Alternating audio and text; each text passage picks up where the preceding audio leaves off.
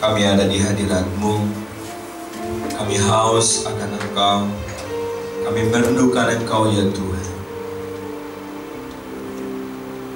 Nyatakan kemuliaan-Mu di dalam kami.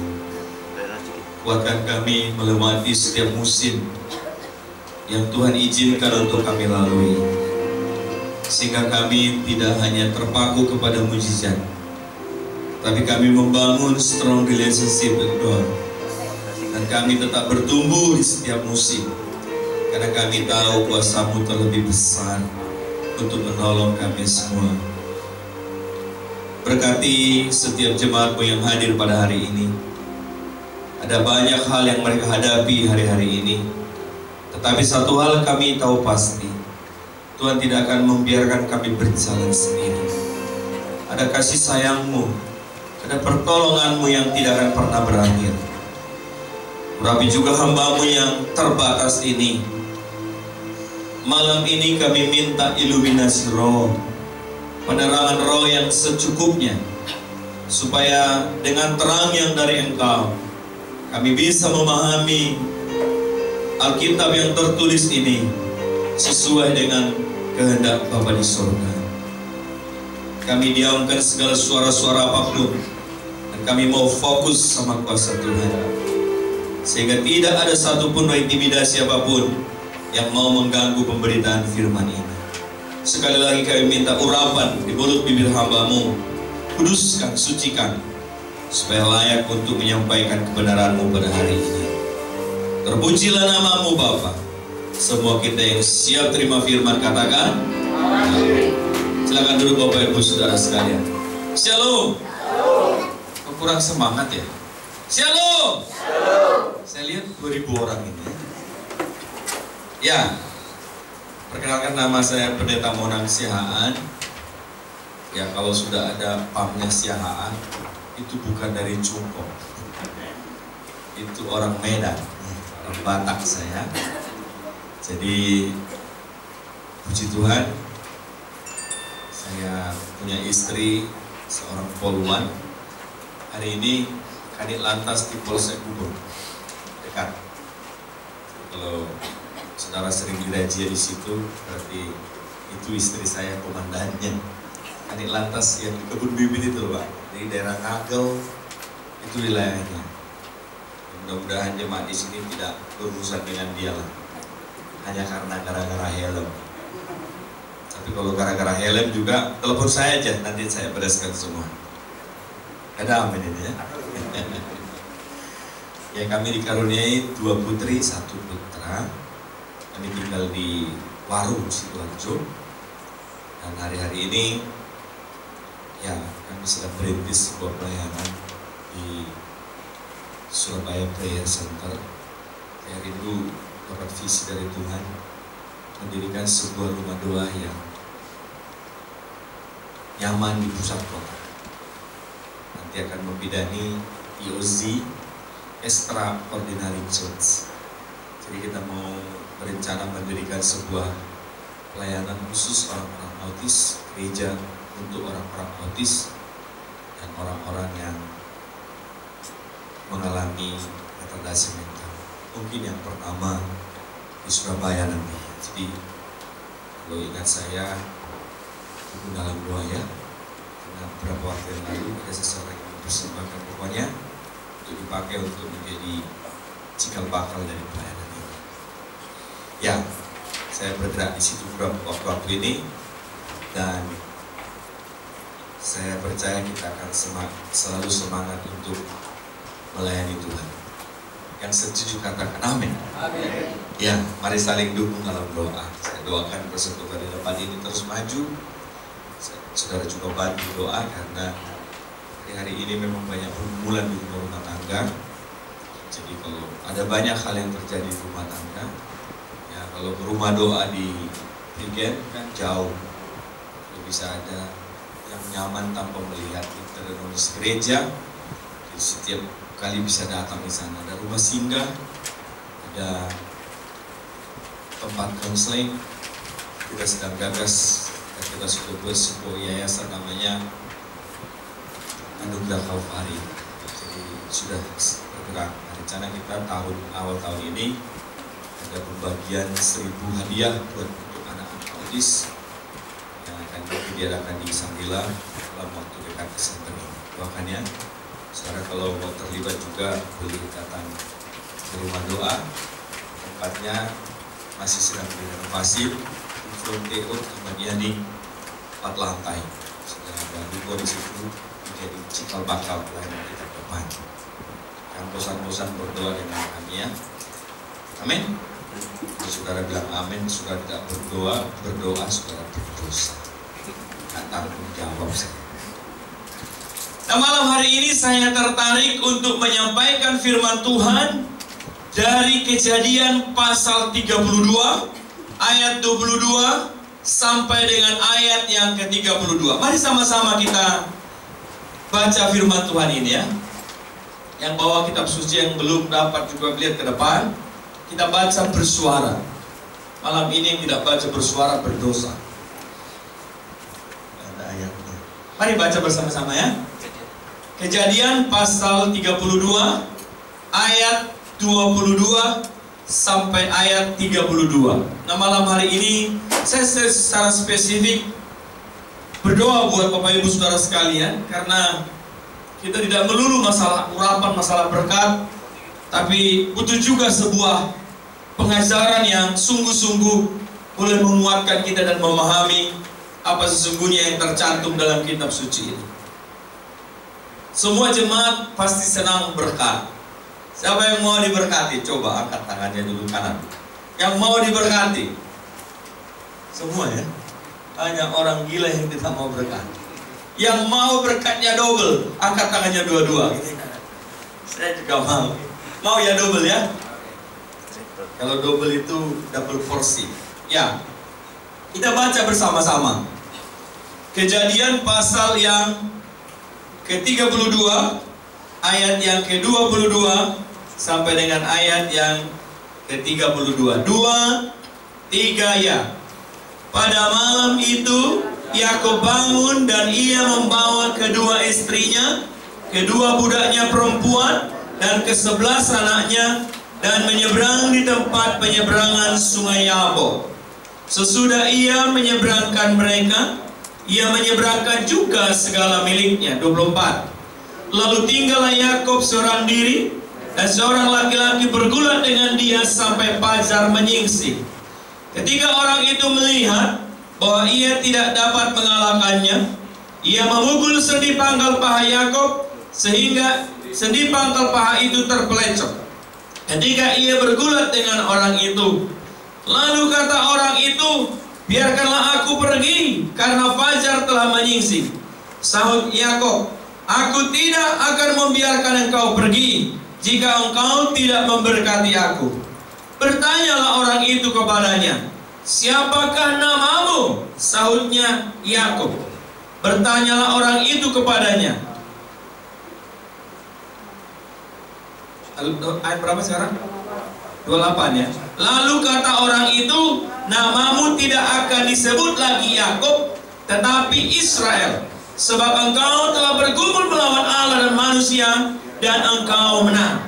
Bertanyalah Yakub, katakanlah juga namamu. Tetapi sahutnya, mengapa engkau menanyakan namaku? Lalu diberkatinya lah Yakub di situ. Yakub menamai tempat itu Peniel, sebab katanya, aku telah melihat Allah berhadapan muka, tetapi nyawaku tertolong. Lalu tampaklah kepadanya matahari terbit ketika ia telah melewati Peniel, dan Yakub pincang karena pangkal pahanya. Itulah sebabnya sampai sekarang orang Israel tidak memakan daging yang menutupi sendi pangkal paha, karena dia telah memukul sendi pangkal paha Yakub pada otot pangkal pahanya. Bapak Ibu saudara-saudara yang dikasihi oleh Tuhan, kalau saudara ikuti pembacaan ini malam hari ini, sedikitnya ada 3 hal yang dialami Yakub ketika berjumpa dengan Tuhan. Nah, 3 hal ini malam ini mau saya uraikan. Semoga cukup waktu yang baik untuk kita malam hari ini. Biasanya kalau saya khotbah sukanya sampai lama-lama, 3 jam gitu. Ada yang punya urusan penting, Ada 3 jam ya. Kalau 3 jam saudara menunggu nanti selesai dapat 1 triliun, saudara akan betah di sini. Tidak ada amin. Tidak lama-lama, saya cuma 3 jam aja. Ada yang setuju Pak? Hanya 1 orang ini. Saudara-saudara, saya tidak lama-lama, tapi saya coba tuntaskan bagian ini supaya kita tidak terpaku kepada hal-hal yang sifatnya temporal. Tapi pengajaran ini malam hari ini saya yakin saudara akan ingat. Ini akan berhubungan dengan berkat, berhubungan dengan sesuatu penyelesaian di hadapan Tuhan. Saya percaya kalau saudara clear di hadapan Tuhan, berkat itu pasti datang. Katakan amin. Urapan itu pasti ada. Ya, perkenanan Tuhan itu pasti ada. Nah, kalau saudara amati pembacaan tadi, saudara akan ketemu dengan 3 hal terjadi dalam hidup Yakub ketika dia berjumpa dengan Tuhan. Nah, hal yang pertama ini yang menjadi pembahasan saya. Hal yang pertama adalah namanya berubah. Ulangi bersama-sama dengan saya. Namanya berubah. Ingat-ingat ya, poin saya yang pertama, namanya berubah. Jangan nanti ada yang pulang dari sini semua langsung ubah nama. Gak penting. Tapi ingat ini nanti artinya. Yang kedua, apa yang dialami Yakub ketika berjumpa dengan Tuhan. Yang kedua, itu dia mengalami rasa sakit. Bersama-sama dengan saya. Mengalami rasa sakit. Ada yang mau? Ada yang mau? Maju ke depan supaya didoakan. Yang sakit-sakit pasti gak ada yang mau. Tapi yang ketiga ini pasti banyak yang suka. Itu yang ketiga, memperoleh kemenangan. Ulang bersama-sama. Sekali lagi, memperoleh kemenangan. Amin. Mau yang mana? Yang ketiga aja. Enaknya lu. Kalau yang menang-menang itu nanti tapi saya akan jelaskan Bapak Ibu. Suatu hal yang saya gambarkan dalam istilah ini betul-betul alkitabiah. Saudara bisa pegang ini seumur hidup. Dan saudara akan bagaimana berjuang di hadapan Tuhan. Karena hari-hari ini pengajaran sekarang ini sudah perlu saudara hati-hati. Ya, bukan lagi cuma sekedar penumpangan tangan. Bukan lagi sekedar saudara diurapi dengan minyak. Dengan minyak diurapi oke-oke saja. Tapi saudara sendiri harus berjumpa dengan Tuhan. Amin. Hari-hari ini saudara mesti waspada. Karena kalau itu tidak dari Tuhan, saudara terima itu berubah jadi telur. Ya, mesti hati-hati. Mesti back to Bible. Kembali ke kitab suci. 3 hari yang lalu saya itu di rumah di Pullman, di lantai 8 berapa itu? Di lantai berapa itu? Sampai jam 2 malam. Ada seorang ibu pengajar dari Jakarta yang alot memberi penjelasan dengan saya. Saya tidak tahu apa yang dia bawa, tapi memang saya ingin tahu apa yang dia jelaskan. Ketika saya jelaskan kebenaran Alkitab, rupa-rupanya saya juga bingung. Karena ibu ini katanya pernah naik ke surga dan bertemu Tuhan. Saya kalau udah begitu, gak ada lagi yang berani nyangka. Ya toh?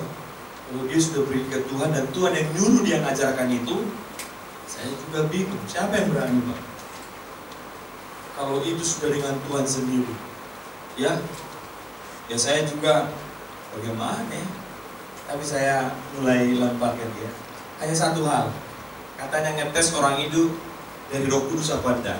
Ketika saudara berhadapan, setiap kata-kata ini mengurapi saudara apa enggak.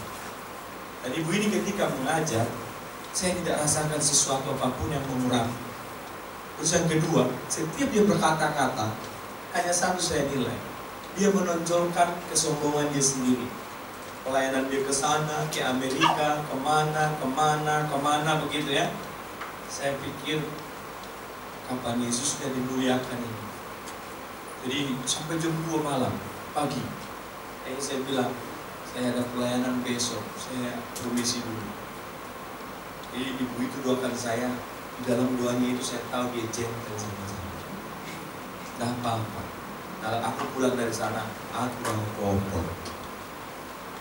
Tapi tidak saya bilang sakitnya tuh di sini. Tidak. Kita kalau berani berdiri di atas kebenaran, saudara tidak akan mungkin goyah. Hari-hari ini lebih banyaklah baca kitab suci. Bertumbuhlah secara natural.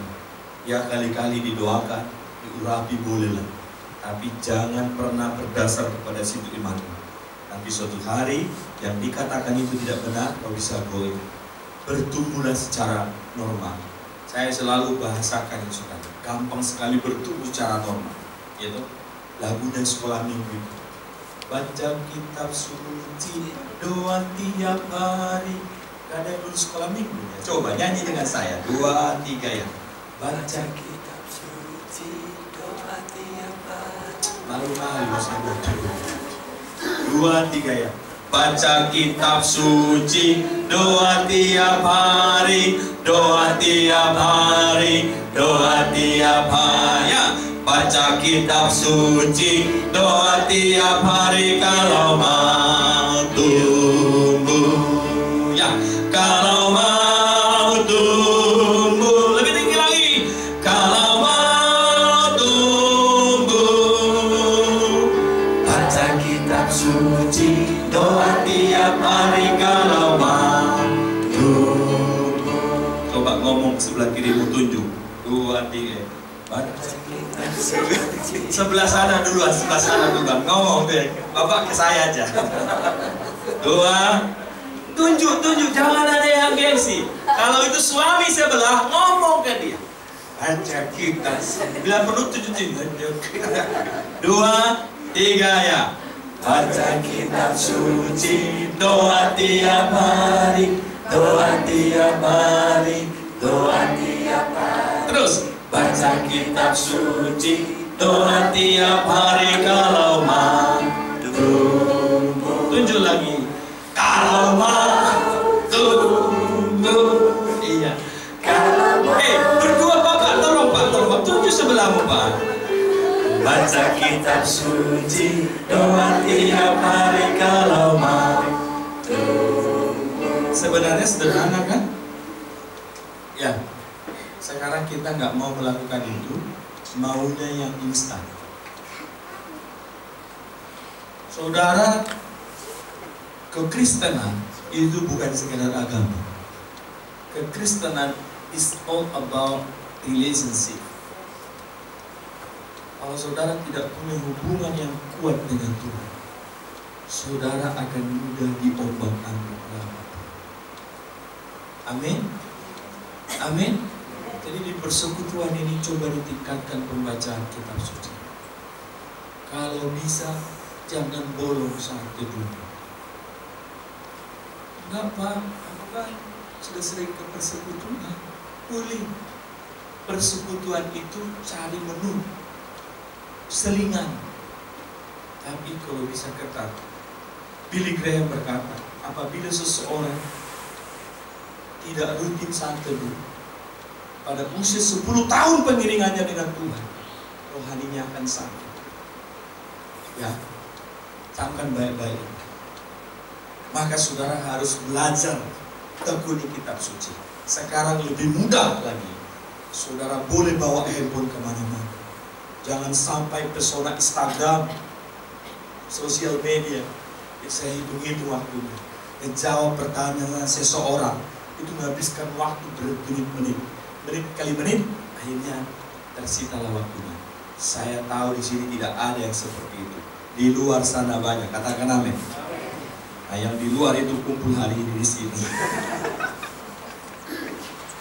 Jadi inti maksud saya itu, Bapak Ibu Saudara sekalian, saudara akan mengalami yang namanya hidup berkelimpahan itu. Maka saya setuju, banyak hamba Tuhan saya kagumi, tapi saya suka dengan seorang hamba Tuhan namanya Stephen Tong. Ya, karena apa? Dia ketat, gak mudah dia, gak sembarangan. Saudara, kita perlu tegas. Ya, yang murni hari-hari ini sedang dicari Tuhan. Gak perlu ada kepalsuan. Kita terbuka di hadapan Tuhan. Nah, hari-hari ini, mohon maaf saudara, kalau suara saya rada keras begini berarti penekanan. Saya tidak sedang marah-marah. Ya beginilah orang kaya, orang Batak bicara. Jadi saudara jangan bentak-bentak Bapak ini. Enggak. Sebenarnya hati saya lembut. Ya.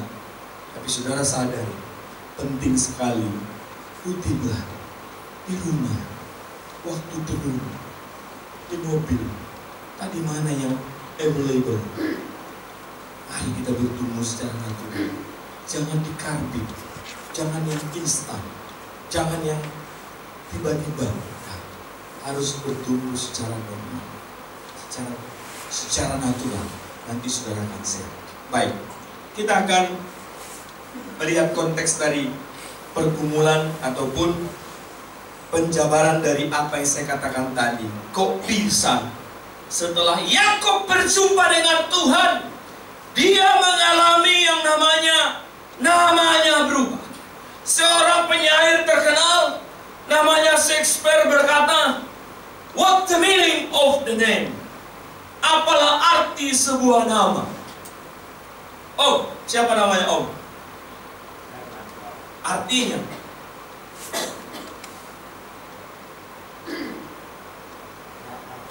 nggak tahu. Ini sebuah ini nggak tahu. Masih hidup orang tua nggak lagi. Nanti buka Google.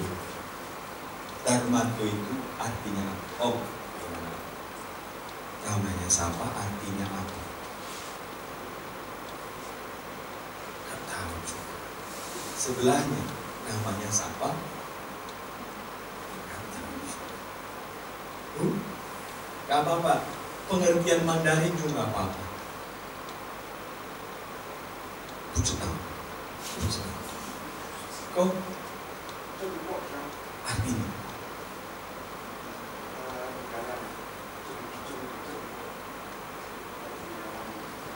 Cina gitu ya, Tionghoa gitu.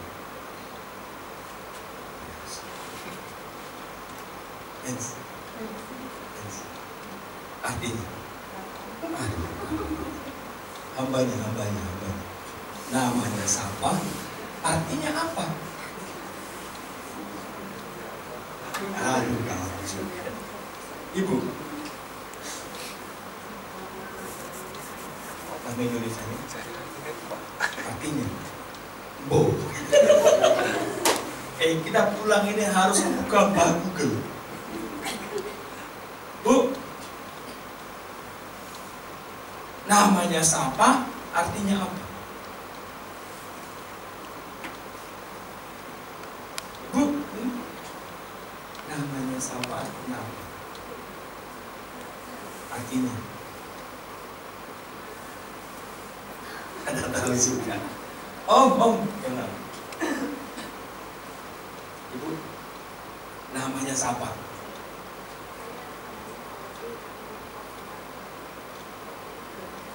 Kuat dan aku, kelihatannya kuat ya aku. Amin ya, kuat dan aku. Oh, Hari. Sebelah istri ya. Arti nama suaminya biasanya begitu. Ada yang tahu ya, anak-anak muda langsung buka Google-nya.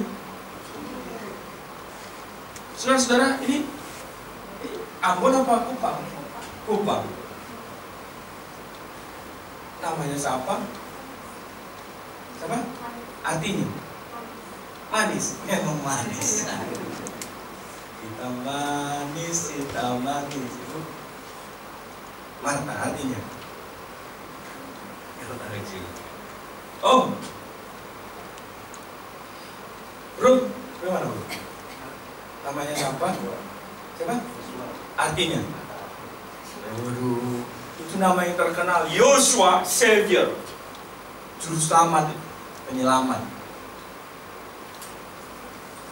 Cin, siapa nama Cin? Apa? Artinya? Ya tahu. Om yang pegang itu, yang keker-keker itu loh. Om, siapa namanya Om? Ya, Jaya. Jaya. Jaya. Iya Om, iya. Namanya siapa? Jaya. Artinya berjaya gitu ya. Bro, yang muda-muda nih. Fendi, namanya? Fendi, artinya? Nama istrinya siapa Om? Hah? Marisa? Francisca, artinya? Bebas ya? Memang bebas dirimu. Ini bukan musik. Lukas, artinya? Hah? Seorang dokter itu apa profesi? Saudara-saudara, di orang Israel ketika dia memberi nama kepada anaknya, itu doa. Seperti doanya itulah nanti anaknya dia harapkan. Yang muda-muda, coba sebelum nanti kalau kau sudah menikah, berdoa supaya Tuhan beri nama anakmu. Dan itu menjadi doa. Amin. Dia berharap kalau dia punya anak, atau anak ini besar, dia akan seperti namanya. Maka dari Israel, sewaktu memberi nama, itu ada acara. Dan doanya seperti Yosua. Yosua berasal dari kata dasar Yehosua, artinya pembebas, penyelamat. Dan itu luar biasa. Ketika dia besar, ya, anak itu membawa bangsa Israel masuk ke tanah perjanjian. Jangan, anak muda juga jangan sok terlalu keren. Karena ada artis Hollywood namanya Brad Pitt, dibuatlah nama anaknya Brad Pitt. Akhirnya ada nenek di Jawa Tengah, ketika setiap panggil nama anaknya panggil Brad, jadi Brad. Jangan begitu, doa. Nah, kalau nama itu memberikan sebuah arti, Kenapa si Ishak memberi nama anaknya Yakub? Yang artinya apa? Pembacaan kita coba bagaimana? Makanya perlu baca kitab suci, doa tiap hari. Yang artinya apa? Halo, benih? Alkitab mengatakan itu, tapi pengertian sebenarnya bukan penipu. Pengertian sebenarnya adalah splinter. Dalam bahasa Inggris itu splinter, artinya pengganti. Apakah itu bermuara kepada dia mengganti kakaknya?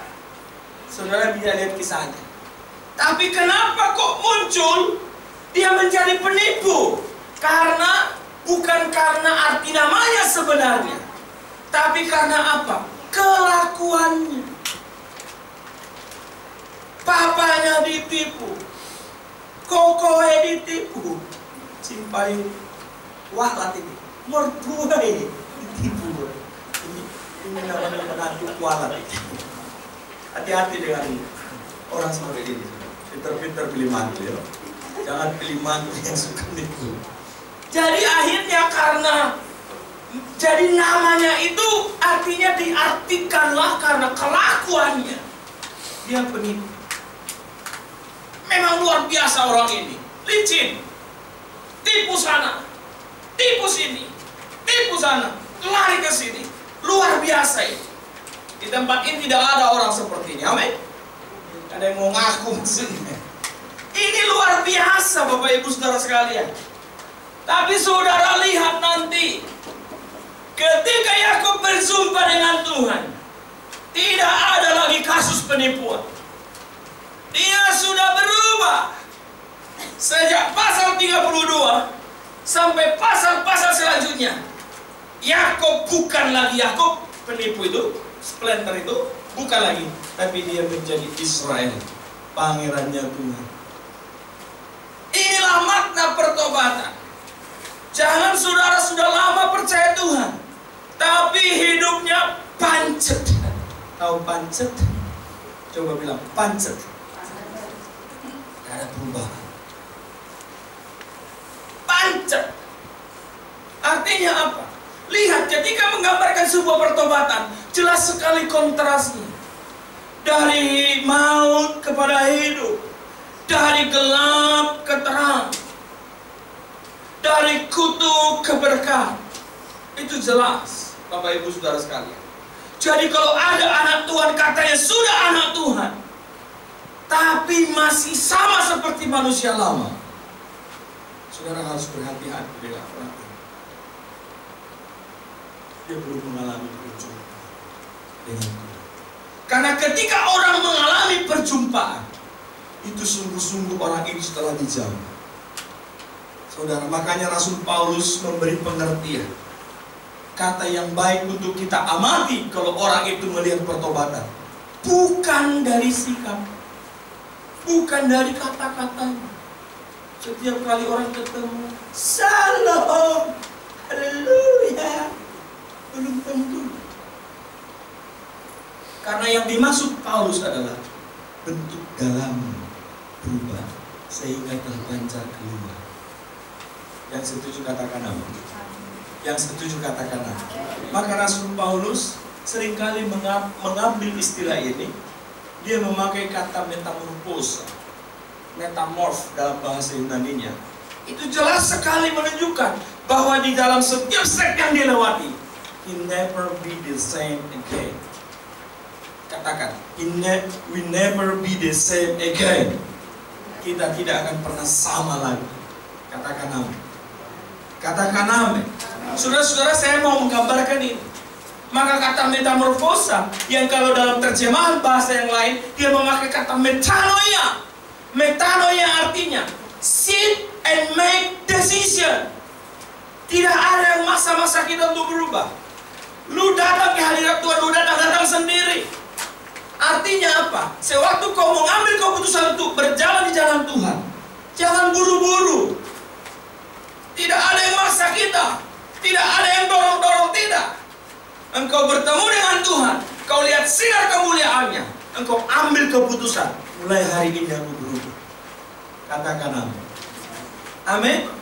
Maka kata yang baik di situ, kata metanoia, artinya dulu dia menuju wrong direction. Ketika dia mengerti itu salah, dia balik 180 derajat.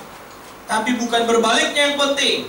The first step, langkah pertama, meninggalkan manusia lama. Hati-hati orang menyamar. Nah, disitulah kita akan bertemu dengan arti mateteo, murid. Karena ada orang ikut kebaktian, dia tidak jadi murid. Mau harapkan apa dari orang ini? Tidak bisa. Yang kedua ada submission, ada obedience, obey, ketaatan, kependudukan diri. Maka kata bertobat itu artinya apa yang dilakukan gurunya mutlak harus dilakukan. Diikuti teladan gurunya. Walaupun itu sebuah proses memang. Tapi saudara lihat, makanya kalau bertobat itu betul-betul lihat, melangkah. Dulunya ke arah yang salah, kemudian dia berbalik. Ojo kebanteran. Ketika dia bertobat, bertobatnya 380 derajat. Ini foto, ini pancet, ini kebanteran. Seorang teman bilang sama saya, Pak, suamiku sudah ikut pria sejati, tapi ternyata setelah ikut itu ada kadaluarsanya. Setelah 3 bulan kemudian balik gitu ya. Tak seperti itu. Ternyata ada umurnya katanya pria sejati. Ya, saudara-saudara, itu bukan jaminan, tapi yang menentukan kita adalah berpaling kita. Makanya kalau ada orang yang gurunya sebelum bertobat lebih tampil, pelit. Pernah lihat orang seperti ini ya? Jarang ya. Karena saudara bertemu dengan orang-orang yang murah hati semua. Pernah lihat orang pelit? Sama dirinya pun pelit. Nah, sebelum bertobat dia pelit, tapi setelah bertobat dia berubah jadi kikir. Ini bukan tobat, ini naik kelas. Dulu dia tukang gosip. Setelah bertobat berubah jadi provokator. Ini pun naik kelas. Dulu dia pelit, tapi setelah mengalami jamaah Tuhan, dia jadi murah hati. Amin. Waduh, luar biasa itu. Jadi jelas, warnanya jelas. Dan Paulus, makanya di Roma pasal 12 kata bertobat itu, tetapi berubahlah oleh pembaharuan budi. Kata change itu memakai metamorfosa. Saya turun. Ibu Yenti. Ibu Yenti ini suka toko babi. Sekarang itu anak-anak muda lagi musimnya. Kalau hari Valentine itu boneka babi. Lucu memang ya. Babi. Taruhlah ibu Yenti ini suka babi. Saking sukanya babi, suka juga makan dagingnya. Lalu kenapa ya? Kenapa daging babi itu enak? Haus. Tak tahu, saya pun makan daging babi. Saya suka. Saya suka. Itu semua. Daging, kaki, kupingnya, comornya, enak. Saya nggak tahu, saudara. Saya jadi asik di sini. Sebenarnya nggak makan babi. Saya nggak makan babi. Dagingnya makan. Apalagi di sate, usus, segala macam. Tapi jangan banyak-banyak. Om ya, jangan asal siap cikat aja. Nah, taruhlah ibu ini suka babi. Saya nggak suka. Babi itu kok berubah citra. Lihatlah, begitu toko-toko boneka. Warna bonekanya dibuat pink. Padahal kalau sifatnya babi, curug tenang. Harusnya jangan warna pink, romantis kan? Janganlah, harusnya hitam pekat. Tapi kok dikasih pink? Nah, taruhlah ibu Yenti ini suka babi. Pergilah dia ke kandang babi. Diadopsilah babi jadi adik tiri. Dilawan. Nah, babi itu dimasukin salon, disikat, diparfumi, dikasih sampo, dikasih wangi. Nggak mungkin yang giginya rapi, babi pun dikasih pakai bengkel supaya tidak tahu ini gitu. Dikasih anting, kasih kacamata, kasih bandung, kasih baju, kasih sepatu, dikasihlah semua aksesorisnya. Babinya jadi cantik bukan? Ya, aduh, cantik, tapi ingat, dia tetap babi. Coba lepas setelah dandani. Dia tidak mungkin pergi galaksi mana. Dia akan cari kubangan. Artinya apa? Hati-hati. Bentuk luarnya berubah, tapi dalamnya panjat. Nah, yang dimaksud oleh Rasul Paulus, jangan sampai kita ini bentuk luarnya rohani, dalamnya rohana. Kalau nyanyi, ku mau cinta Yesus selamanya. Kalau di hati tidak ada cinta, surga bilang begini. Sungguh, meskipun badai silih berganti, baru gerimis tak teko persekutuan. Ake alasannya. Di sini rohani, baru keluar, disalib, di sana, silip, langsung keluar. Asuh, wah, itu nggak boleh. Omongannya kebun binatang. Maunya Rasul Paulus. From inside of you terpancar keluar. Walau tidak ada orang, walau tidak ada yang melihat, karena dari dalam sudah dirubah, maka terpancar keluar. Katakan. Jadi jangan tampak luar saja. Saudara boleh dikatakan shalom, haleluya, belum tentu. Orang seperti banyak nipu tuh. Pendekatan. Bukan saya curiga, tapi kalau merasa curiga tersinggung, bertobatlah. Sebab kerajaan Allah, saudara. Hati-hati. Yakub ketika berjumpa dengan Tuhan, tidak akan ditemukan lagi sifat karakter penipu. Dia diubahkan. Maka kata yang baik itu kata metamorfosa. Kalau saudara belajar biologi, sering Pak Buana Tanjung seringkali khotbahkan. Dia memakai istilah itu. Kalau metamorfosa biologi di SMA itu kan dari ulat menjadi kepompong, dari kepompong jadi kupu-kupu. Lihat, di setiap stepnya tidak pernah sama. Di radikal. Jadi kalau kita masih mirip-mirip sama manusia yang lama, kita itu belum sungguh-sungguh.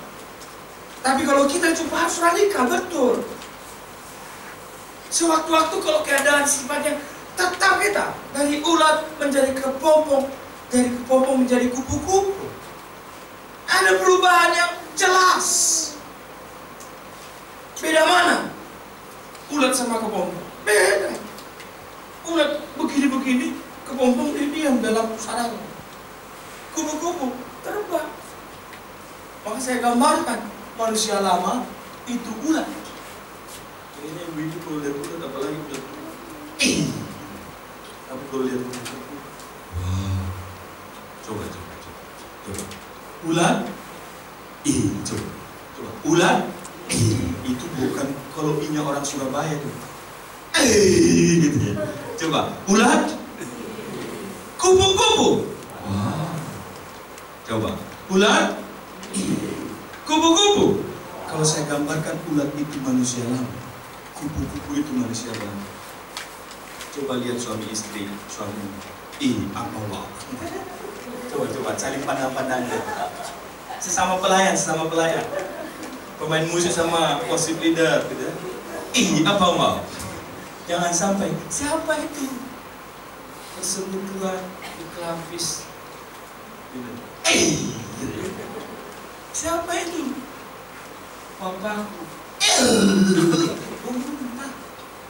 Anak kelakuan. Tapi kalau dilihat siapa itu?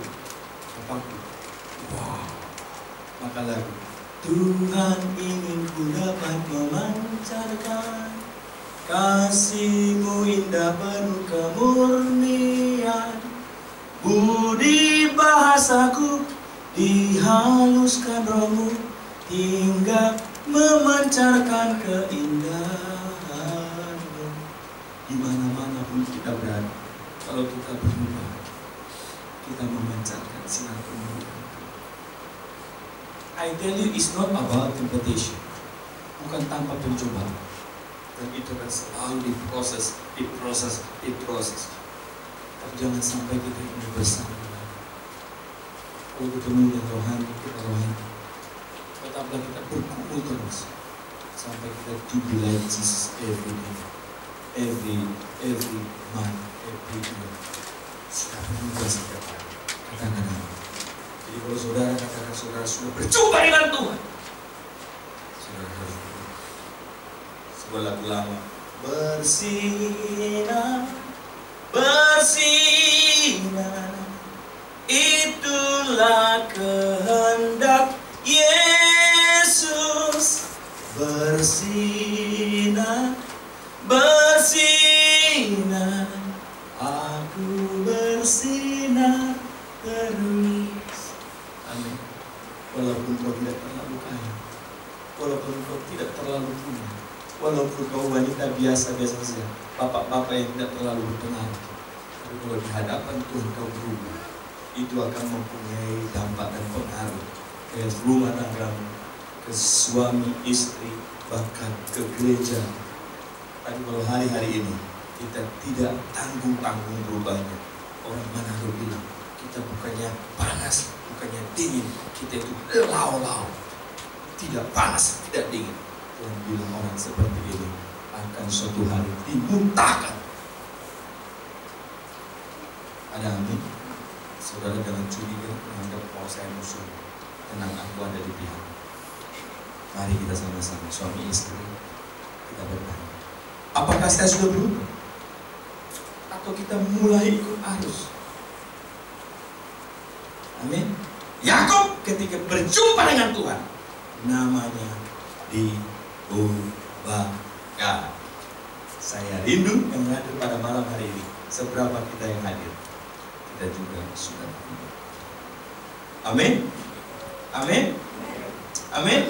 Nah, yang kedua tadi apa? Ada rasa. Kenapa kok ada rasa sakit? Setiap kali saya berjumpa dengan orang, dia katakan, kalau bertemu Tuhan tak lewat penglihatan, oh mulia sekali. Tapi Yakob berjumpa dengan Tuhan jauh dari gambaran itu. Jangan bilang saya pengajar sesat. Setiap kali, setiap orang yang pernah ke surga, dia selalu menggambarkan kemuliaan. Tapi kok aneh bapak satu ini berjumpa dengan Tuhan, dia dapat bonus. Bonusnya apa? Sakit. Lah ya gambarannya kan, selama ini setiap kali orang menggambarkan Tuhan, mukanya bercahaya. Dalam gambaran ini, Tuhan itu mendatangi dia dengan wujud seperti manusia. Maka jangan kotak-kotaki Tuhan itu hanya seperti begini, seperti begini. Tuhan bisa 1000 cara untuk menyatakan dirinya kepada umatnya. Dan puji Tuhannya, bagi saudara, gak perlu bantuan orang lain. Saudara punya akses yang sama. Jangan terlalu mengkultuskan hamba Tuhan. Kita adalah imamat yang raja. Lu boleh punya akses bebas datang ke hadirat Tuhan, tidak perlu lewat makmur. Menganggap saya ini kayak orang sakti yang penuh dengan urapan. Hati-hati, karena engkau menganggap saya penuh urapan, lama-lama saya kurapan. Jangan lupa, ketika tabir terbelah dua, kita tidak butuh lagi imam, adalah imamat yang raja. Artinya, every time, everywhere, you can enter to the Holy of Holies. Kau boleh masuk ke Roma Kudus. Jadi kalau saudara terlalu sekarang ini banyak sekali kita alkitabia ya. Ini pengajaran bisa saya bertanggungjawabkan. Saya mengajar juga jadi dosen di sekolah teologi. Saya studi mau doktoral. Saya tidak malas belajar. Kalau saudara tidak mengerti kitab suci, saudara bisa saja. Mulai hari ini kita kadang-kala kau bisa langsung masuk akses, tidak perlu lewat Pak Mona. Termasuk kalau ada orang kerasukan, jangan panggil muda, panggil pendeta. Kuasa itu ada di dalammu. Dengan apa-apa,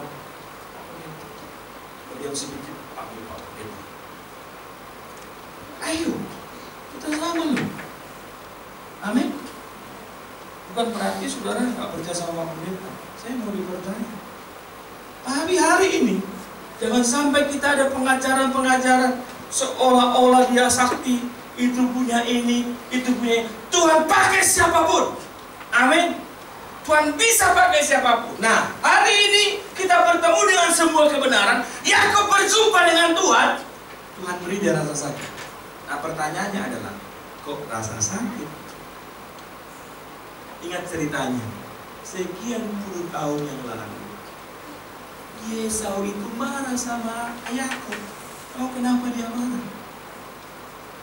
Mungkin ada kasus semangkok kacang merah itu, sup merah, memang enak, sup merah. Bukan hanya sekedar itu. Kenapa dia sakit hati? Karena waktu berkat yang seharusnya jadi miliknya, yang dia terima adalah kebalikan. Ingat, dalam perjanjian lama tidak ada dua blessing. Sekarang banyak kan? Kau berkati orang ini, kau berkati orang ini. Zaman perjanjian lama, pada masa itu hanya ada dua berkat.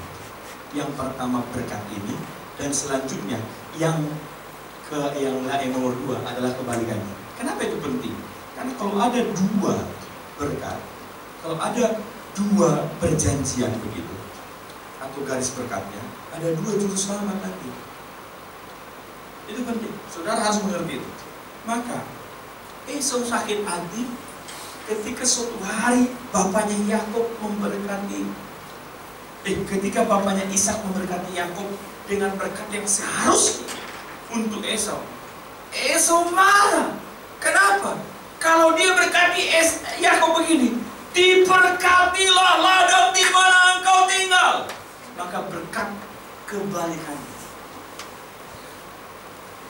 Terkutuklah ladang di mana engkau tinggal, tandus. Engkau akan menjadi tuan. Sebaliknya, engkau akan menjadi hamba. Bagi saudara, itu sakit, saudara. Sakitnya tuh di sini. Sampai suatu hari Esau bilang begini, kapanpun karena kau telah menipu saya. Dalam bahasa Inggrisnya, tak pateni kau. Jadi kira-kira begini.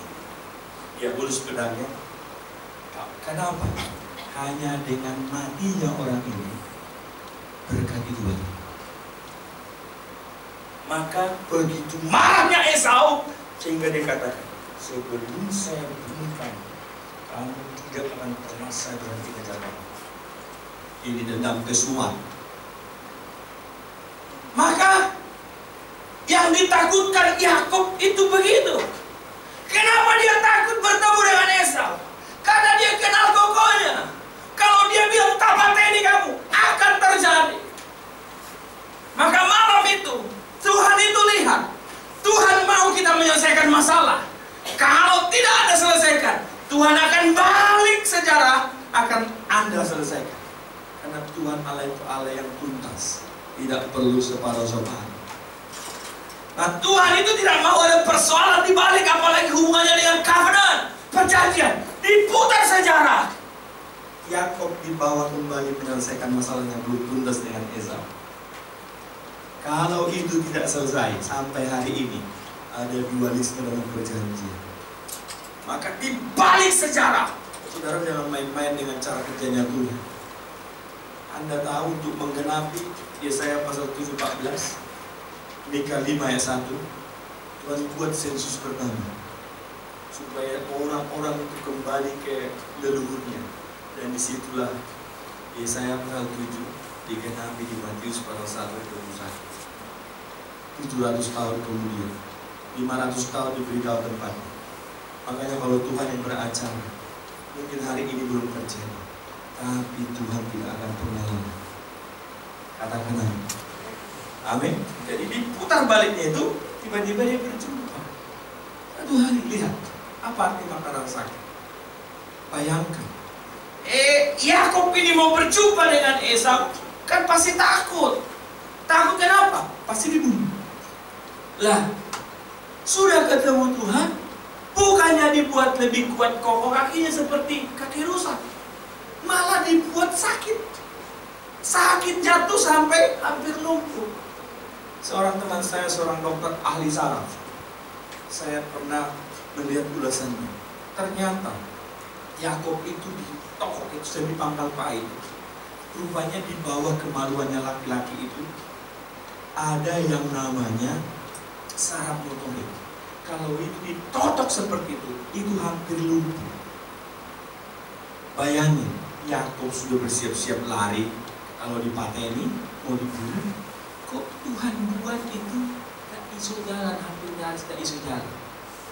Pertanyaannya, apa Tuhan jalan? Anda tahu kenapa? Tuhan mau. Lihat caranya Yakub sebelum berjumpa Esau, dia pintar. Karena Yakub ini suka mengandalkan kekuatan, suka mengandalkan otak, suka mengandalkan gitu ya. Makanya dia lari sana, lari sini. Tapi hari itu Tuhan buat dia nol, sampai jalan pun susah. Harusnya kan gini, kalau Yakub nanti dia diterima, baiklah. Tapi kalau Yakub langsung dipateni. Lah Tuhan itu betul-betul cara dia mempertobatkan Yakub cerdas. Dibawa Yakub ini sampai ke titik tadi nol, sampai jalan pun susah. Lihat Yakob caranya. Waktu dia mau bertemu Esau, caranya bagaimana? Dia kirim dulu persembahan. Dia tanya, bagaimana kokoku? Kira-kira sudah mulai agak adem. Dikirimlah anak-anak sama istrinya. Bagaimana? Setelah melihat anak-anak saya, sudah berbelas kasih, tambah parah. Malam itu dia stres, bergumul dengan Tuhan. Nah, itulah kejadian itu. Lah, bergumul kan harusnya dia diberi kepada supaya dia larinya kalau mau dibunuh. Ini malah dikasih yang nggak bisa jalan. Ibaratnya, kaum laki-laki, kalau saudara pernah kecekik, itu sakit itu. Itu sejuta kali dari kecekik. Yakob biasanya waktu pas dia kuat, lari ke sana, licin. Dan waktu itu jalan susah, ibaratnya dia jalan begini. Sampai begini, hampir lumpuh, nyaris. Dan bagaimana? Tapi saudara lihat prinsip dari sini. Kenapa Tuhan kasih itu? Supaya Tuhan mau hari itu Yakob bukan lagi mengandalkan kekuatan fisiknya, tapi mengandalkan kekuatan rohani. Tuhan tidak mau Yakob ini, tapi dia mengandalkan kuasa doa. Ketika dia mulai mengandalkan Tuhan, ternyata gampang. Puluhan tahun bukan merubah Esau, malah tambah marah. Tapi satu malam dia bersungguh-sungguh berubah. Tuhan bisa mengubah hati kita dalam satu malam. Amin. Amin. Lihat caranya Tuhan di sini. Akhirnya dia totalis surrender. Aku berserah. Aku berserah. Ketika dia berserah, maka Tuhan betul-betul bekerja. Esau dari marah ketika melihat adiknya berjalan dengan susah, langsung berbalik hati. Ibaratnya awalnya pakai, kenapa dia? Langsung dia peluk, terjadi pemulihan. Amin. Ibu-ibu, kalau kau sudah kewalahan hadapi suamimu, pakai caranya Tuhan. Jangan bersungut-sungut terus. Sudah capek mulut ngomong, udahlah, gak usah ngomong lagi. Kalau kau sudah capek berdiri, berlutut. Amin. Ada amin? Tuhan nolkan Yakob sampai ke titik nadir terendah. Disitulah terjadi kuasa bagi Tuhan yang mengubah hati Esau. Karena dia mencipta hati, dia mengubah hati. Saudara perlu contoh. Yang kedua, mulai hari itu Tuhan tidak mau lagi Yakob itu mengandalkan kekuatan fisik, tapi mengandalkan kekuatan rohani, kuasa Tuhan. Katakanlah, kalau hari ini perusahaan lagi bermasalah, banyak nasihat-nasihat yang mungkin agak masuk akal. Berhenti. Sudah saatnya kau berlutut. Karena kita punya Tuhan yang kuasanya tidak terbatas. Jadi tidak selamanya orang berjumpa Tuhan.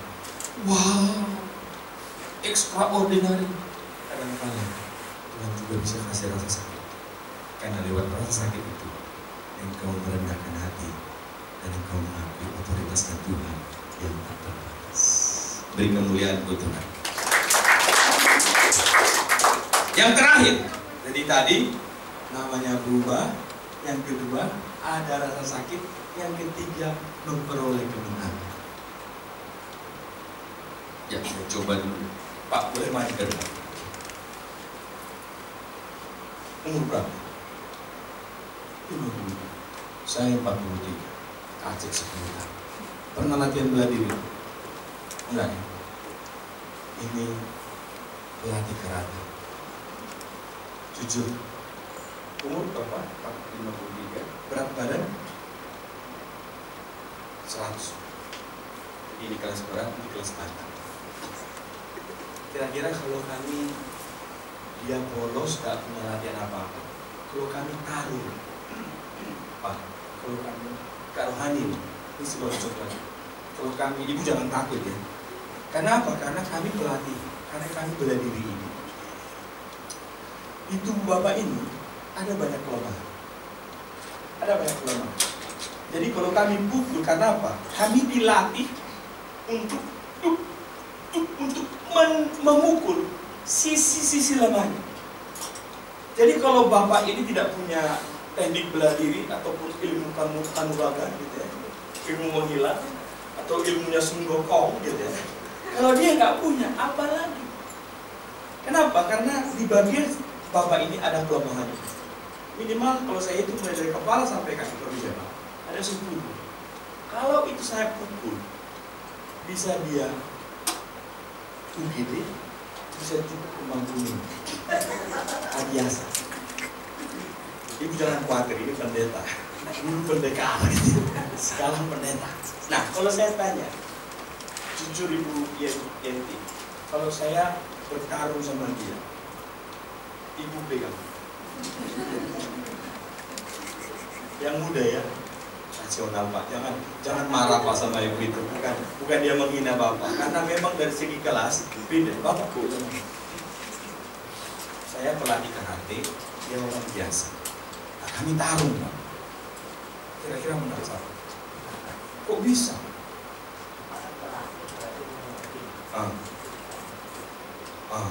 Apalagi beliau enggak. Tenang Pak, sebentar kita akan praktek Pak. Sebentar kita praktek ya. Hati-hati Pak nanti. Jadi karena pada zaman kita ini rumah sakit. Ini biasa Pak. Bapak nanti pilih mana? Kenapa? Kalau kita pukul sisi lemahnya dia, ibarat maluan, lutut, ikan, ini, mata, sama sebagian saraf di sini. Kemudian kalau kita pukul itu, minimal ada kemungkinan dia bisa tersungkur kau. Minimal dia punya 15 menit untuk bisa keluar dari cederanya. Kalau nggak patah tulang dan sebagainya. Kita dilatih sampai jutaan kali supaya fokus untuk memukul kelemahannya. Makanya kalau di ruangan terbuka begitu, 20 kayak Bapak ini dalam hitungan menit. Jadi Jackie Chan itu bukan asal main-main. Kalau kalian udah lihat gerakannya dia begini, itu bisa dipotong patah tangan. Jadi begitulah kelemahannya. Saya mau tanya, Anda termasuk ibu istri, kalau kami bertarung, ibu pilih siapa yang menang? Allah, jangan gitu loh. Tetap gak pilih ya? Enggak ya? Coba saya tanya. Ini karena saudara pilih apa? Ya, bergumul dengan Tuhan semesta. Kok bisa? Kalau ini kan kalian lihat sekarang mata, bisa milih saya. Wajar. Dari segi fisik dan umur dan sebagainya. Kalau saudara lihat Yakub, kok bisa menang bergumul dengan Tuhan? Ini yang menjadi pelajaran zaman kami. Terima kasih Pak. Tidak akan saya tes Pak ya. Kenapa kok Yakub bisa menang? Bertahun-tahun saya sekolah teologi, tidak ketemu jawabannya. Bertahun-tahun saya belajar Alkitab, saya tidak mengerti.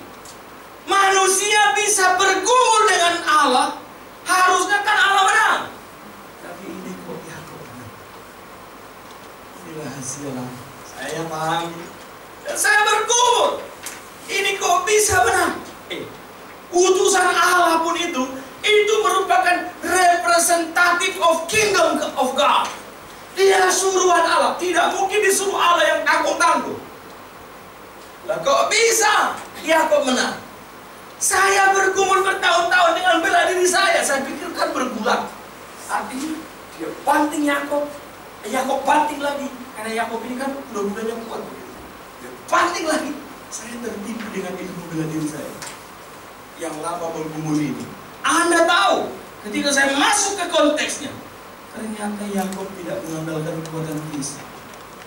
Saya bertemu jawabannya di Hosea 12 ayat 4 dan 5. Coba kita kutip ayat terakhir ini.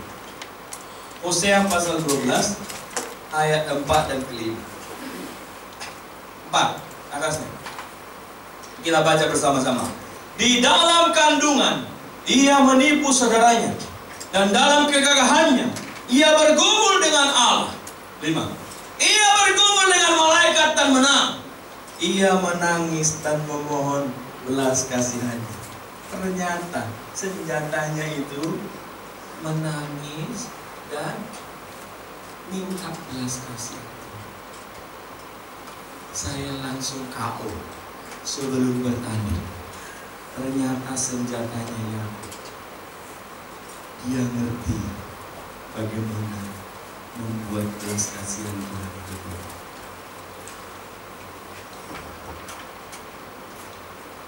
Menangis, hancur hati. Makanya posisinya seperti ini. Jadi saya pikir posisinya begini. Ternyata posisinya bersila dan begini. Makanya mudah sekali tangan malaikat itu menohok bagian saraf otoritnya. Memang kalau sudah ke Tuhan itu, kalau menyerah itu begini, saudara. Begini. Dalam dunia berarti kalau sudah menyerah begini, seluruh kelemahan kita sudah siap untuk diserang. Jangan menyerah begini. Ini namanya wahinantan. Menyerah itu begini. Angkat tangan dua-dua. Betul-betul totali surrender.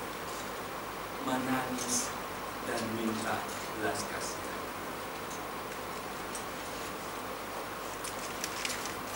Amin.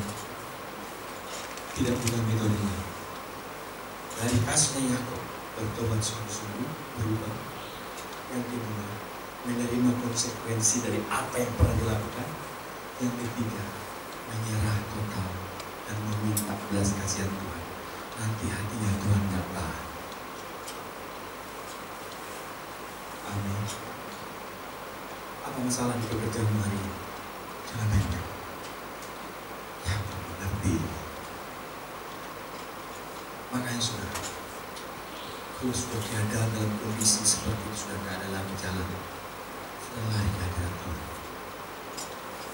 Yang ketika sudah bergumul seperti itu, berat, engkau nyanyi, aku tak sanggup lagi. Kalau dulu di bawah pun saya harus tepatin itu, kalau tidak ada pertolongan.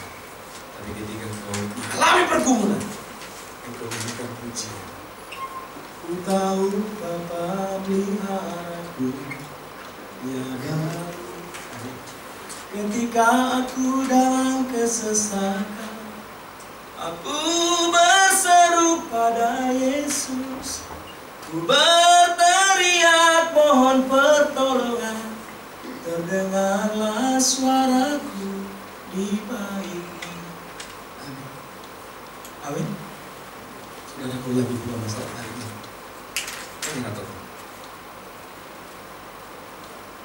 Jangan andalkan pendeta berdoa penumpang datang jauh.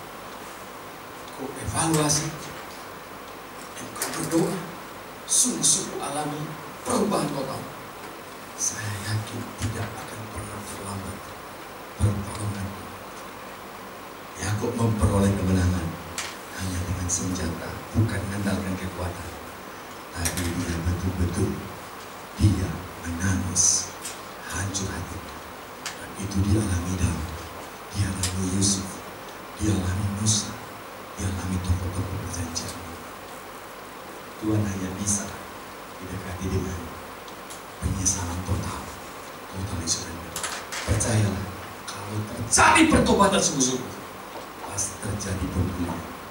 Amin. Karena ada kejujuran dan keterbukaan di hadapan Tuhan adalah awal pemulihan. Mari kita berdoa.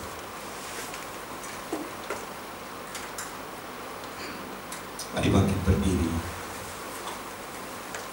Kita berdoa di hadapan Tuhan. Terima kasih. Terima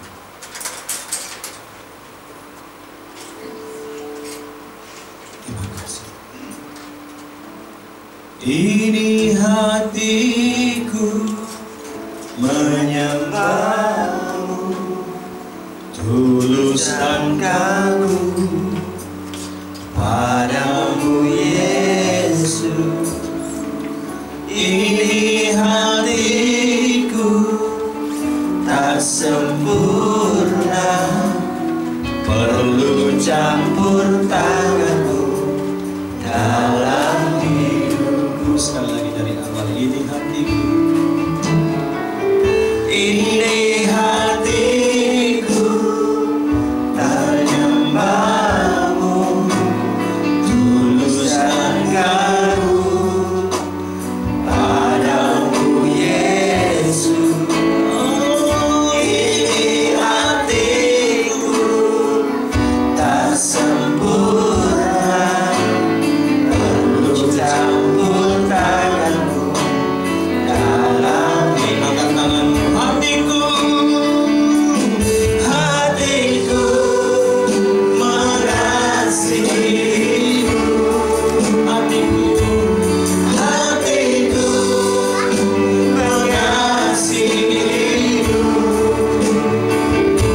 Hatiku ingin mengenalmu, ingin mengertimu. Tuhan kau lihat, Tuhan kau lihat isi hatiku. hatiku, Hatiku mengasihimu. Hatiku mengasihimu. Hatiku ingin mengenalmu, ingin mengertimu.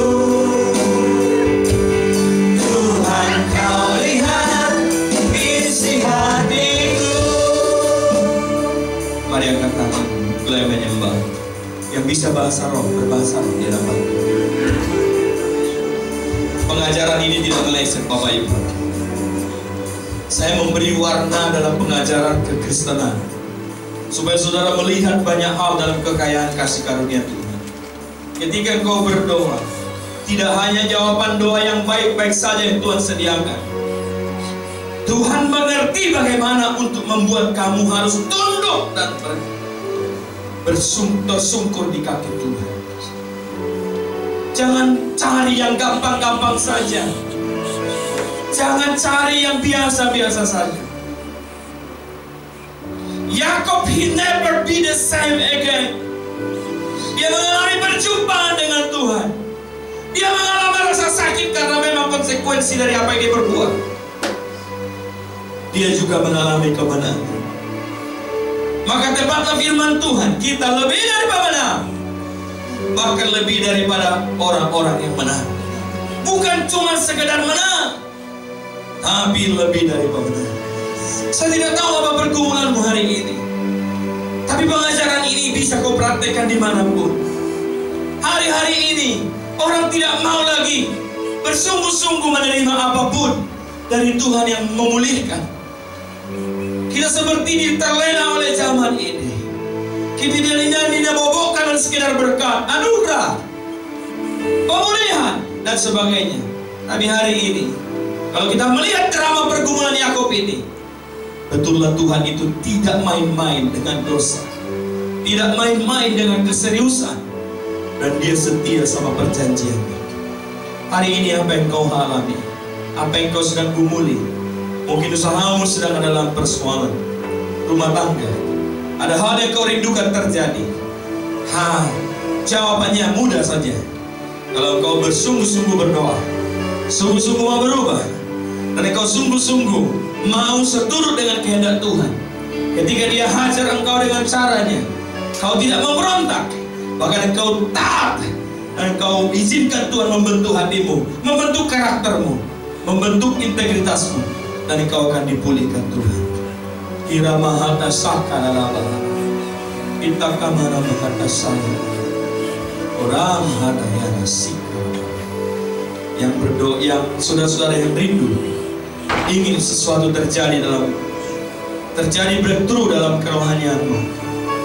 It's the time, ini waktunya untuk kita memperbaharui mesbah kita, untuk kita serius berdiri di hadapan Tuhan, bukan mengharapkan orang lain. Kalau Tuhan bilang bangun mesbah, engkau harus terbakar di sana. Jangan bangun mesbah orang lain kau undang untuk terbakar di sana. Itu tidak konsisten. Kalau kau ingin sesuatu terjadi di depan, Engkau harus masuk ke mesbah. Engkau bangun mesbah dan engkau melebur di sana. Itulah persembahan.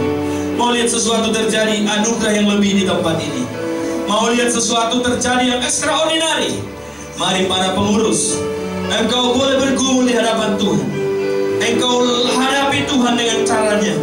Saya yakin buta melihat, lumpuh berjalan, tuli mendengar, yang bangkrut dipulihkan, banyak tangan-tangan akan dipulihkan Tuhan. Hirabahata syakaralabhata. Mari serius menyembah Tuhan. Saya rasakan hadirat Tuhan kuat di tempat ini. Sesekali pengajaran seperti ini perlu kita makan, perlu kita cerna. Ini bukan bertujuan untuk merusak imanmu. Ini bertujuan supaya kita melihat ayat itu dari Allah itu dari segala kekayaannya. Irabahana sakayana, orabahana tayana, ibana hansoya, urabahana sikarala, irabahana sikarala, orabahana yang bisa berbahasa roh. Jangan sungkan-sungkan menyembah. Irabahana sikarala, orabahana sikarala. Kami minta roh pengenalan yang utuh. Roh untuk membedakan roh-roh yang lain. Oh, karunia roh untuk membedakan roh-roh yang lain.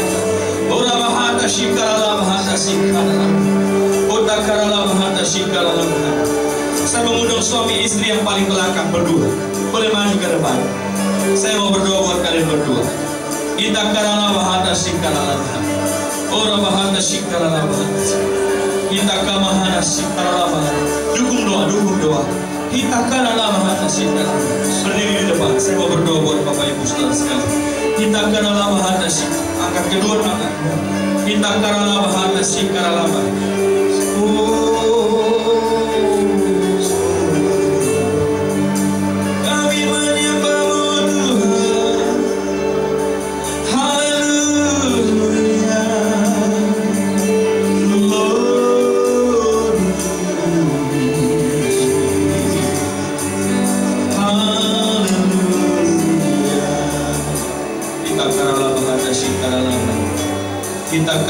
Saya tidak tahu apa kerinduan kalian berdua, tapi malam hari ini saya tidak tahu apa yang terjadi.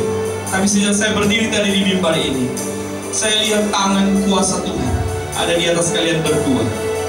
Saya tidak tahu apa yang akan terjadi di depan buat kalian, tapi saya berdoa supaya anugerah yang besar itu kalian terima. Bukan hanya sekedar berkat yang kalian terima, sebuah perkenanan, sebuah urapan, sebuah perkenanan Tuhan yang ajaib. Bapak terima kasih. Hari ini Tuhan akan mengubah hatimu seluruh samudra. Sebenarnya ada banyak pertanyaan di dalam hatimu terhadap segala sesuatu yang berhubungan dengan iman. Engkau termasuk orang yang penasaran. Kalau selama ini kau mengharapkan orang yang mengajarimu, orang ada hamba Tuhan yang mementoring kau, tapi Tuhan sendiri akan mengajarimu dengan cara. Kau akan mendapatkan mimpi-mimpi perkenanan. Segala penasaranmu akan Tuhan jawab dengan mujizat. Itu yang Tuhan taruh di hati saya. Kalau kau percaya bahwa Tuhan itu ada, Dia ajaib. Dia akan buka jalan di depan. Kau sudah melewati tahun yang sangat sulit. Saya berdoa, diawali dengan bulan ini, kau akan melihat mujizat yang tidak pernah berhenti sampai akhir tahun depan. Itu janji yang Tuhan taruh di hati saya. Puji saja. Benar nggak apa yang saya katakan ini? Engkau akan bertemu dengan beberapa orang yang sungguh-sungguh dari Tuhan. Perkenanannya, Dia akan protek pergaulan, Dia akan jagai langkah-langkah. Dan bersiaplah, Tuhan akan memberikan banyak kejutan di depan. Dan itu janjinya Tuhan. Tuhan taruh di dalam hati saya. Saya tidak tahu apa yang sedang kau alami. Kita belum pernah bertemu sebelumnya. Tapi sesekali engkau perlu mendengarkan kata-kata iman yang keluar dari mulut istrimu. Bangunlah mesbah. Irabana Tuhan. Oh, Lancangkan lagi, apapun yang dikerjakan tanganmu berhasil. Aku tolak belalang pelahap dalam hidup. Orang-orang yang mau merugikanmu, piutang-piutangmu yang sungguh macet dan segalanya, Tuhan akan buka cara yang lain di luar dari kemampuan akal pikiran. Bahkan jauh sebelum berakhir tahun ini, ada rentetan mujizat yang belum pernah kau perhitungkan sebelumnya. Tuhan akan teaching engkau dengan caranya. Karena setiap kali kau dengar penjelasan dari sana, dari sini, kau bingung. Pulang dari ibadah, sering kau bertanya-tanya dan menjadi bahan diskusi. Tapi hari ini, Tuhan membuka pengertian. Tuhan akan ajar engkau dengan caranya. Aku minta urapannya Tuhan. Aku berkati engkau dengan berkat Abraham, berkat Ishak, berkat Yakub. Dalam nama Tuhan Yesus. Ira bahan bersyukur. Wow, merasakan. Tuhan tahu berhubungan. Ada satu dua pokok doa yang sering kau ulang-ulang. Dan Tuhan mau jawab itu dengan caranya. Tuhan memberikan kau telinga yang baik.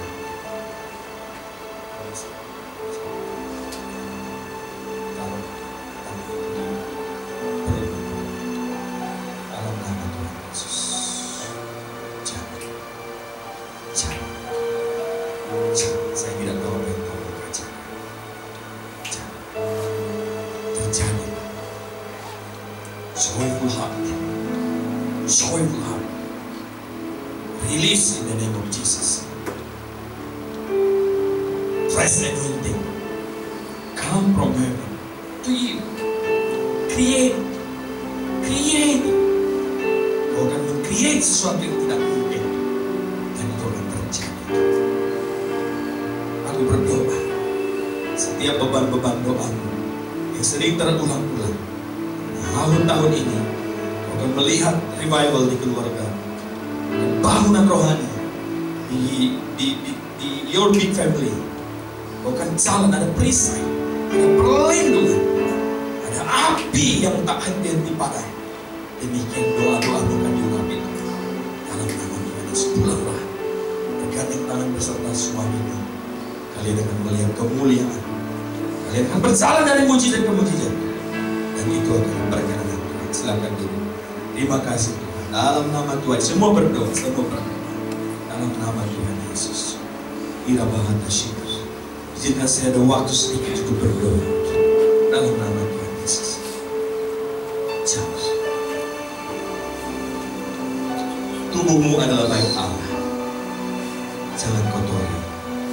Jangan ada lagi keterikatan dengan apapun. Mulai hari ini, engkau akan melihat sesuatu yang terbuka di depan. Bukankah selama ini kau berdoa supaya pintu dibuka? Tuhan tidak akan tinggal diam. The door will be open to you. Tuhan akan nyatakan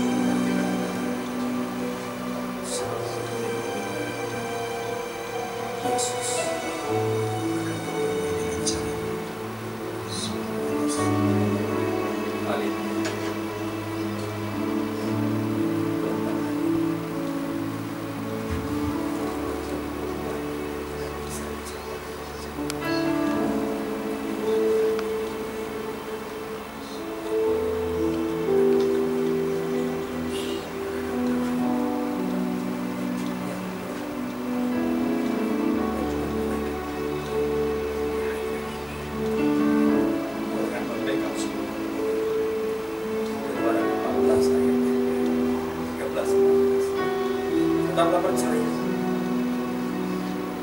Dia akan bergerak. Berdoa untuk rumah mereka, pekerjaan, bisnis,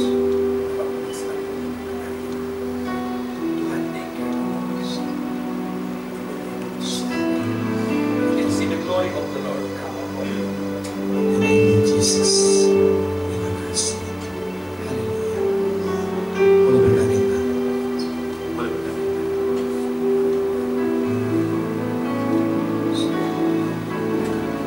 Dalam nama Yesus, pegang tangan suami istri ini dalam hadirat Bapa. Mereka membutuhkan Bapa nikmati. Buka mata mereka untuk melihat kehadiran. Dalam nama Tuhan Yesus, aku berdoa. Breakthrough keuangan akan Tuhan kerjakan. Bulan-bulan ini aku berdoa. Terjadilah dalam nama Yesus. Terjadilah dalam nama Yesus. Semua pintu yang tertutup terbukalah dalam nama Yesus. Dalam nama Yesus. Saudara, utara, timur, selatan, barat, terbuka dalam nama Yesus. Terbuka dalam nama Yesus. Tuhan akan menarik janjinya. Iman kalian akan diperhitungkan. Aku berdoa berdoa. Tuhan hadirkan dalam nama Tuhan Yesus. Kita berkarabahan Yesus. Rahmat itu. Bukan telinga kalian, bukan mata kalian. Bahwa Allah tidak pernah terdiam. Dia tidak pernah tertolong. Hai ibu besar iman, jaga seperti itu.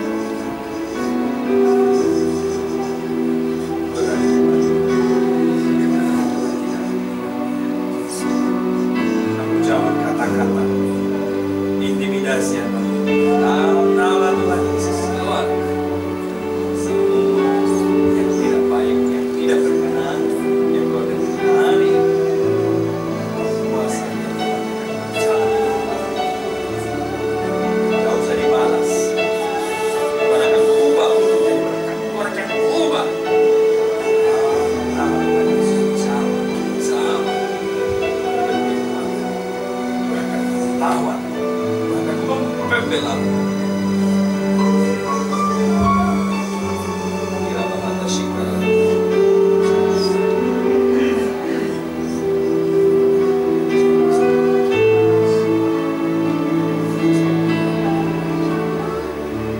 Sesuatu selama ini kan berdoa supaya pintu hari ini aku taruh di nama Tuhan dibukakan. Pintu dibukakan, diberikan.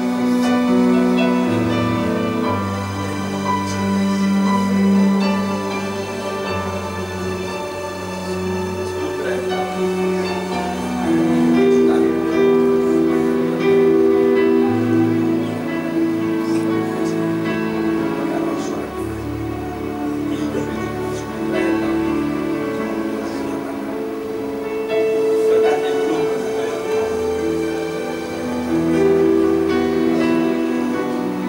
Terima kasih.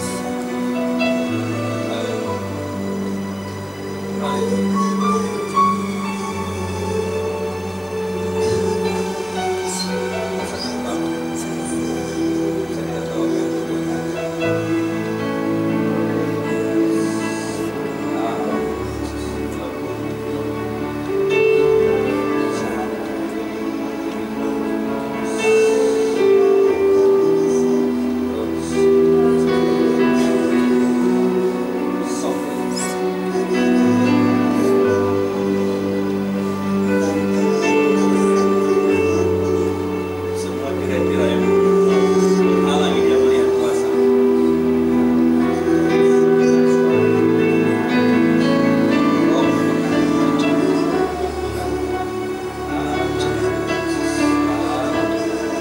Tuhan akan goncangkan semua orang-orang.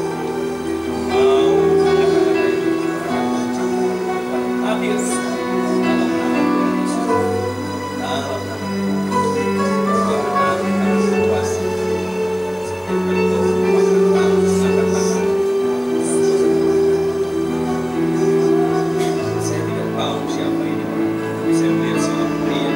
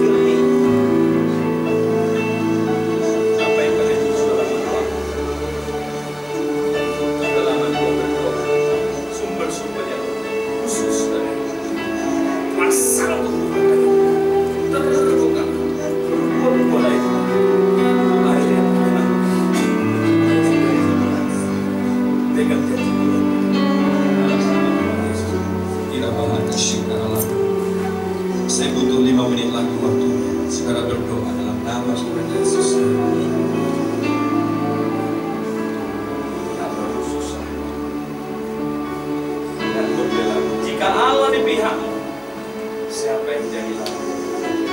Ikuti petunjuk. Engkau butuh divine guidance, tuntunan ilahi. Kau butuh divine encounter, perjumpaan yang tulus. Kau butuh extraordinary blessing. Itulah yang kau pertajam. Dalam nama Tuhan Yesus, urapan turun, jalan dari ujung kepala sampai ujung kaki, mengalir pasang. Setiap yang menyerang pikirannya, roh intimidasi apapun, setiap orang yang iri, orang yang sungguh-sungguh menarik dia ke yang bukan jalan Tuhan, patahkan dalam nama Yesus. Mulai hari ini, kau akan menjadi tawanan roh kemanapun engkau melangkah, apapun yang engkau buat tangan, engkau akan dipimpin, engkau akan di-guidance. Karena hari-hari ini kau berada di persimpangan, kau harus bijak untuk memilih jalan yang kau tempuh ke depan, supaya kau tidak salah dalam mengambil keputusan. Inilah hari kemenangan. Jangan khawatir, Tuhan sudah merencanakan kemenangan bagi dalam nama Tuhan Yesus. Terima kasih. Bapa sikap dalam nama Tuhan Yesus. Dalam nama Tuhan Yesus. Jangan Yesus. Setiap roh ketakutan, mimpi-mimpi buruk, lepaskan. Terima kasih.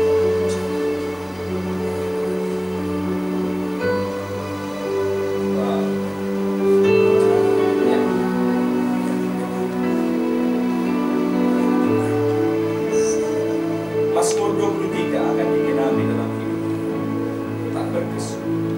Tak berkesudahan kasih setia Tuhan, tak habis-habisnya rahmat. Dia adalah gembala yang baik, dan Dia merencanakan sesuatu yang baik buat setiap keturunan ada. Berkatakan saudara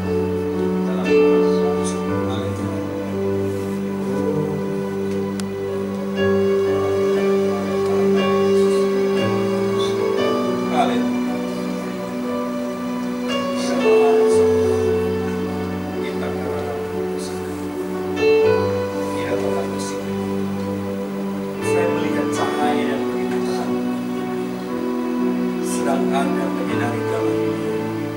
Saya tidak tahu apa itu, tapi sesuatu yang extraordinary sedang Tuhan siapkan.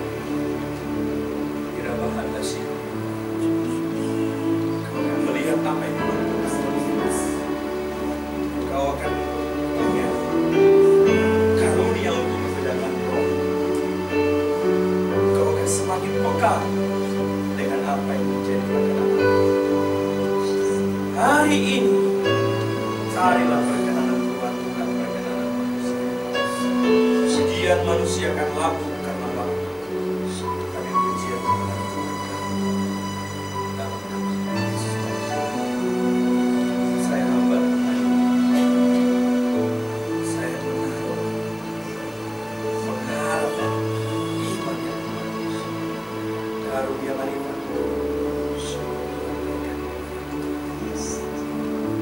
Kau akan mulai bisa berbicara dengan cara yang baik. Setiap orang-orang baik berbicara siapapun yang kau undang, kau akan tahu sebab kau akan bisa menangkap orang. Kau akan mendapat pengajaran-pengajaran yang khusus, sesuatu yang dari tangan Tuhan sendiri. Dituntun kau selama ini kau melihat mujizat hamba-hamba Tuhan lakukan. Hari ini tangan yang hamba Tuhan rapi, lumpuh berjalan, tuli mendengar, buta melihat. Kenapa tidak bisa? Kita berhenti melihat mujizat orang yang tidak pernah berbuat. Di depan matamu Tuhan akan pertontonkan dengan cara. Selama ini kau mengagumi banyak hamba Tuhan, ini sudah saatnya berdiri di hadapan Tuhan. Dan Tuhan katakan, mintalah. You must confident the power you have.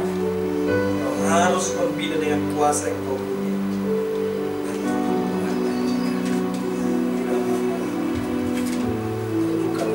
dapat mimpi-mimpi meneguhkan. Uji kata-kata saya.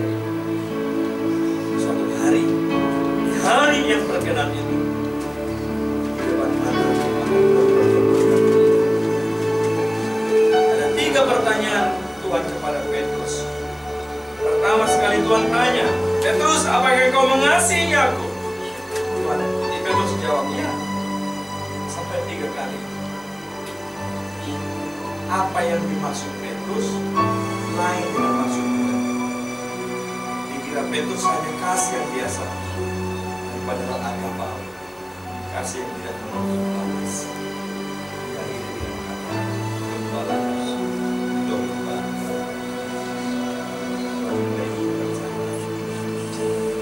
Jangan kasih ke orang lain.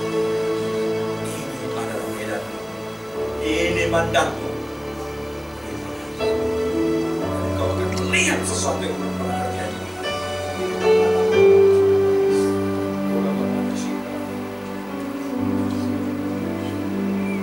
Engkau dikaruniai Tuhan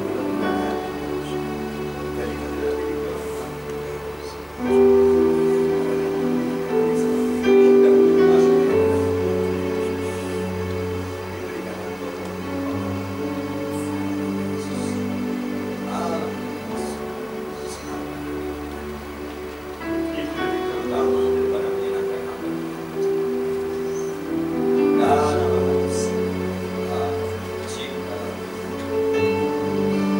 Seperti kata Tuhan kepada Yusuf, hari ini Tuhan akan meninggikan namamu di antara kaum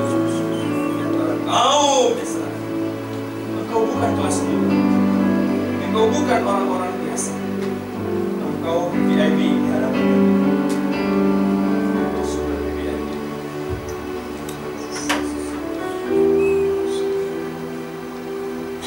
Tancapkan toko patokmu. Sebab engkau akan melempar ke kanan dan ke kiri. Sebab keturunanmu akan memperoleh bersama-sama. Ya, saya tidak tahu, saya melihat bendera bangsa-bangsa.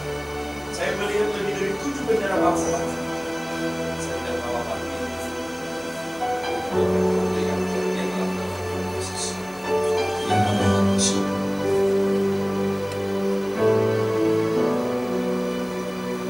Praise the Lord, oh my soul, oh my soul, worship your